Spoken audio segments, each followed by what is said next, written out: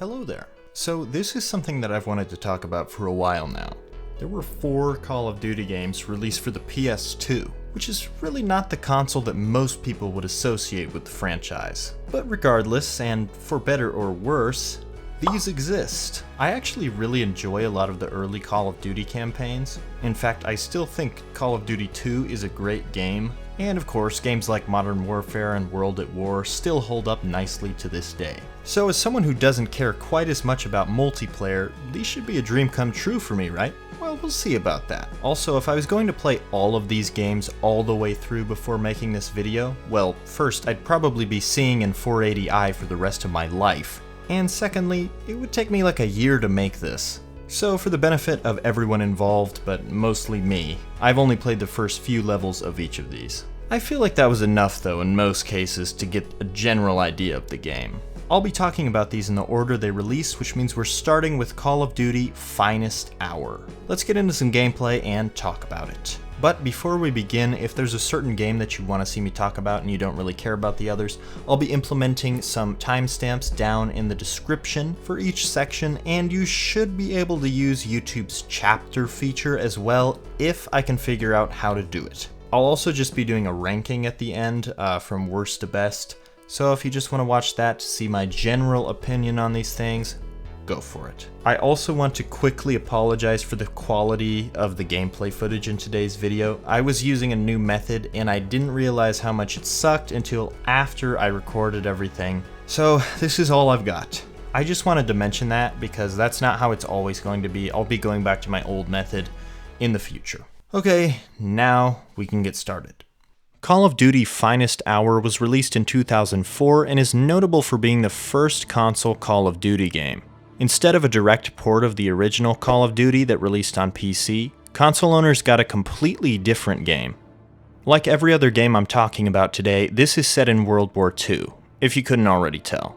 And I only got far enough to play as a Soviet, but according to Wikipedia, you do eventually get to play as North American and British soldiers as well. Also according to Wikipedia, Brian Johnson from AC/DC voices one of the British soldiers, which is pretty badass, but I don't really feel like hunting down a clip, so we're just gonna have to take Wikipedia's word on that. We start the game off with a typewriter that you use to name your save slot, which is so quirky. I'm sure we won't see that 2 other times in this video. After that, I had some fun with this page-turning sound effect, and then started the game. This opening cutscene that uses some real World War II footage is actually pretty neat, but things quickly take a turn for the ugly when we're met with the true graphics. It starts off with a pretty ambitious set piece with a lot going on, but it just looks like an ass. It's just so murky and blurry that everything just looks like one massive, ugly blob. Nothing is really discernible from anything else. And sure, I'm being a little bit dramatic, and we have to keep in mind the limitations of the time period. But what I'm not being dramatic about is how this game feels to play. It somehow feels as though your controller has been simultaneously dipped in peanut butter and petroleum jelly. It's actually kind of impressive. But it feels like shit anyways. And the thing is, it isn't just the aiming. In most of these PS2 FPS games, the aiming is a shit sandwich, but everything else is at the very least functional. But no, here you can't even walk at a consistent speed. Your character will go back and forth between moving at a f***ing snail's pace and bouncing forward like they're being hurled out of a cannon. Most of the time though, you're just moving like you're walking through sludge all the time. The aiming somehow fares even worse, with this wretched aim acceleration that the developers surely scavenged from the deepest depths of hell. Aiming with any kind of precision is so far off the table it's in a different f***ing country, with the only possible way to hit enemies being the aim assist, which is the only thing that keeps this game from being completely unplayable on the PS2. That's not to mention the 30-minute delay between hitting a button and something actually happening on screen. I swear, I think I could make a sandwich in the time it takes for a button press to register. On the other hand, the control scheme isn't actually that bad. It's fairly similar to what would end up being the standard FPS control scheme in the future, with a few minor tweaks that aren't too egregious. So there's that at least. Aside from the controls and ugly graphics, this game is pretty much what you might expect from an early 2000s World War II game. You'll be taking out machine guns, breaching doors, and all that other stuff that you'd expect from a Call of Duty game. The enemy AI seemed pretty stupid, they mostly just stand out in the open, but honestly, I was more preoccupied with trying to aim at anything to notice. There are aspects of this game that I can appreciate, and it definitely still feels like a COD game, there's even hit markers. But the technical issues kept it from really being enjoyable at all. Also, remember how everyone was getting mad at Battlefield 5 for having women in it? Well, this game did that 14 years earlier. There you are. Next in our lineup, we have a game that I actually think is pretty solid, Call of Duty 2, Big Red 1. Big Red 1 was released in 2005 and was Treyarch's first installment in the series. This is a completely separate game from the Call of Duty 2 that was released on Xbox 360, but I guess it was meant to be a side story, according to Wikipedia. We start off on an extremely positive note with another typewriter. Could this get any better?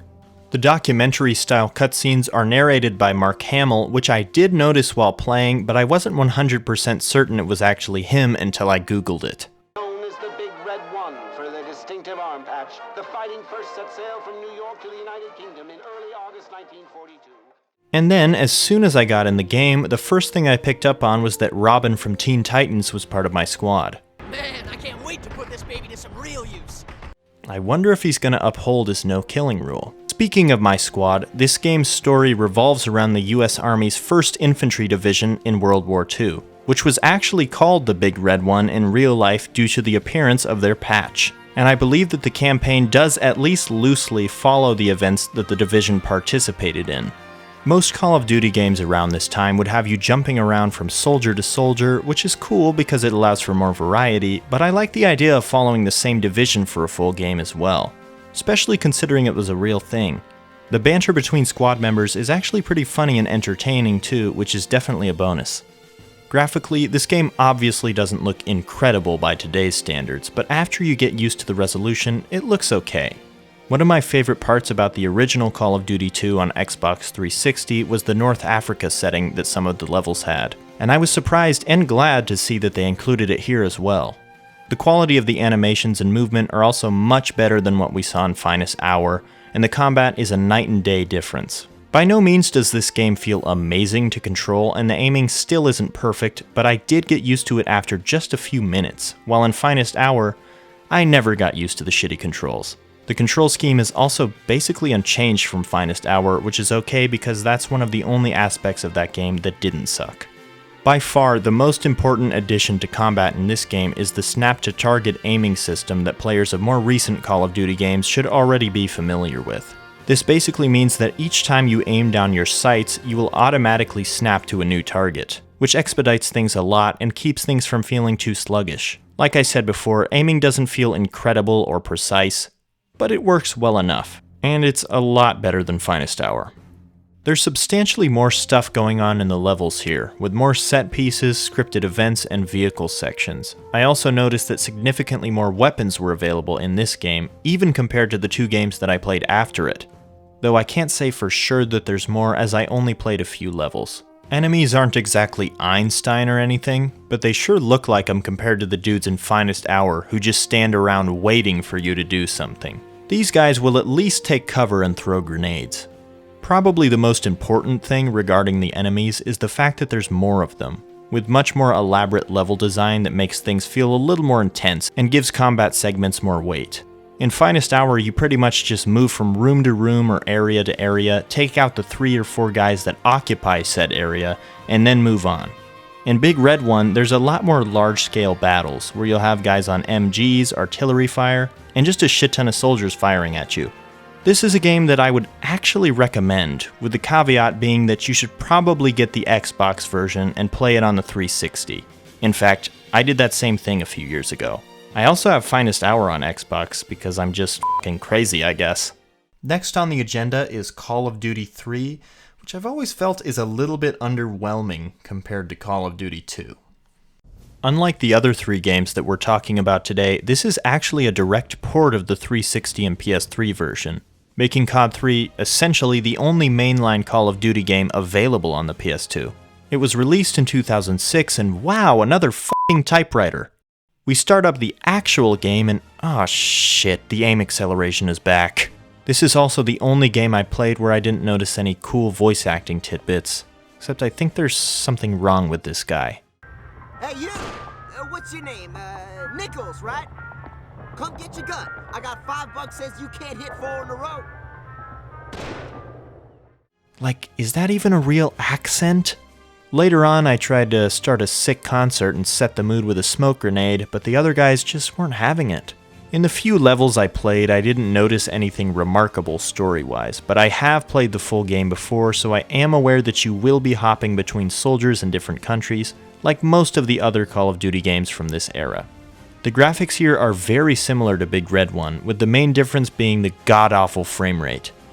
Seriously, I think the frame rate here is the worst out of all 4 games, and none of them are very good. In terms of the gameplay, this game might be a little bit better than Big Red 1 after you get used to the aim acceleration, but nothing too incredible. It's still a PS2 game after all.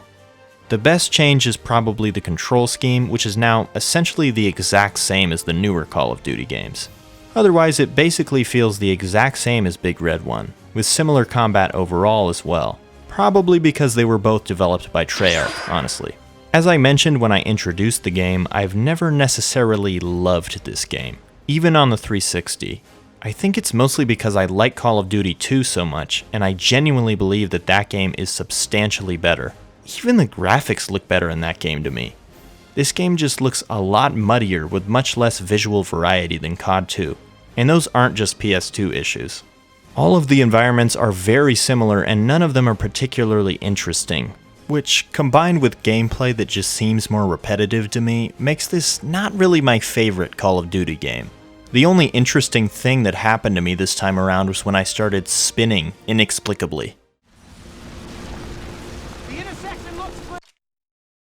Everything was working perfectly fine, my controller just decided to be a pain in the ass, I guess. So I switched out controllers and went about my business until I got to a section that required me to press L3, otherwise known as the left analog stick, to look through binoculars. So I press it, and nothing happens. God damn it. I have to switch back to the spinny controller. So I switch back to that one, get the binocular section over with, and switch back to the non-spinny but still fucked up controller again. And 5 seconds later, I need the fucking binoculars again. Shit. At this point, I just decided to switch to the other controller that I have, but this one has a mushy feeling R1, but at least the damn thing works other than that. So yeah, that was the most interesting part of COD 3 for me. The last game we're looking at today, which I'm sure you're all familiar with, is World at War, except... What does it say? What does it say right there on the cover?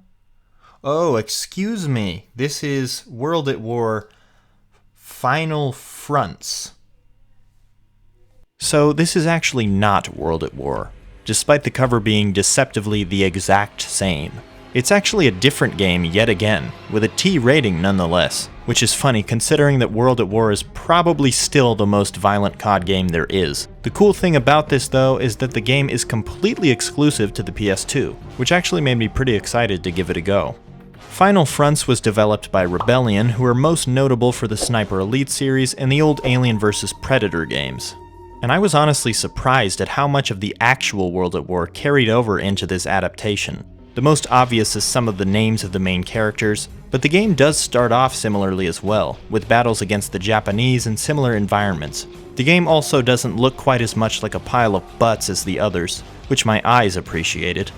Honestly though, I enjoyed the environments a lot, at least in the few levels that I played. This game controls noticeably better than all the other 3 games I played, and is also the only one out of the 4 to have the 4 recognizable difficulty modes associated with Call of Duty. Also no typewriter. They really dropped the ball there. The first thing I noticed when I started this game was that one of my favorite voice actors, Brian Bloom, who you may know as BJ from the new Wolfenstein games, Black Mask from the Batman Arkham games, or Keegan from COD Ghosts, is the voice of the player character, Private Miller. Some soldier I was gonna be. My first day in camp, and I forgot my rifle. He only talks in the cutscenes, but I was surprised and happy to hear him in the game. I was also surprised that this game actually has you taking on the Japanese, as the other 3 games have you just fighting Nazis. It's a nice change of pace, and I'm pretty sure you do end up fighting Nazis as well later in the game, if what I read on Wikipedia is true, so theoretically that should throw some nice variety into the mix. I mentioned before that this game feels a lot better to control than the others, and I think that's why I enjoyed it so much more comparatively. Nothing is totally different during combat, but this just feels a lot more like a Call of Duty game to me. The only addition that I noticed in combat was the occasional bonsai charge from a Japanese soldier, which was cool to see. In the original World at War, the Japanese have a lot more tricks up their sleeves, but this is the fucking PS2 we're talking about here. So I wasn't exactly expecting some 5-minute scripted events or Until Dawn or anything like that. I didn't really write down any other notes for this game. It's just a pretty solid COD experience, especially considering it's a PS2 exclusive. It obviously doesn't hold a candle to its Xbox 360 and PS3 counterpart, but it's honestly not bad from what I played of it. If there's one Call of Duty game that I would consider playing all the way through on the PS2, it would be this one for sure. And that is the perfect segue into my ranking of these games. We're ranking these from worst to best, so let's see what I thought. Unsurprisingly, I'm going with Finest Hour for 4th place. I can see how it maybe could have been kind of cool when it came out, but by today's standards, it just kinda feels like shit to play, at least on this console. I couldn't recommend this game to anyone unless you want to play a game where your character feels like they're simultaneously walking through sludge and ice. It is still a Call of Duty game at its core. You just have to sift through layers and layers of garbage to get there. For 3rd place, I'm going with Call of Duty 3. Even though this is the only direct port that the PS2 got, it was just never my favorite Call of Duty game to begin with. It might just be me, but Call of Duty 3 has always felt just kind of like a slug to get through, which certainly isn't helped by the really bland, samey environments. The game does sit comfortably above Finest Hour on my ranking, just because of how playable it is in comparison. It doesn't feel awful to play. It's just not a fantastic game in my opinion, and the frame rate is atrocious. Call of Duty 2 Big Red 1 is snatching the silver medal in my ranking. It's just a pretty good game. It's different than the other games in terms of setting and story, while maintaining a pretty strong foundation with its gameplay. I might be a little bit biased with this one because I have actually played through the whole thing on Xbox, as I mentioned before, but even just replaying these first few levels solidified this spot in my ranking. At number 1, I'm actually going with World at War Final Fronts, which is probably surprising me more than anyone else. I initially thought that trying to do anything related to World at War on PS2 was kind of a ridiculous idea, but they actually handled it pretty well. If I was given a choice between Call of Duty 2 Big Red 1 on Xbox and this game on PS2, I would probably choose Big Red 1. But we're talking about PS2 here, and in that case, this was my favorite. If I was going to recommend any of these games on PS2, it would be this one. It's kind of cool that it's something you can only experience on PS2 as well. Unless you have a computer, because you can just emulate it, but that's illegal. And that's all I've got for the PS2 Call of Duty games. This was a pretty big project for me, so I would really appreciate it if you would leave a like on this video and let me know in the comments if you want to see more stuff like this. If you've been following the channel, you may have noticed that I've been leaning into the voice acting stuff a little more heavily, but don't worry, the gaming stuff is not going anywhere. I just got a little bit ahead of myself with the comic dubs. I have a lot of fun with those. I'm definitely going to continue those, but probably put the brakes on a little bit on those and focus a little more on the game stuff, because I know that's not everyone's cup of tea. Consider subscribing if you'd like to see more stuff like this, and I'll see you when I see you. Bye.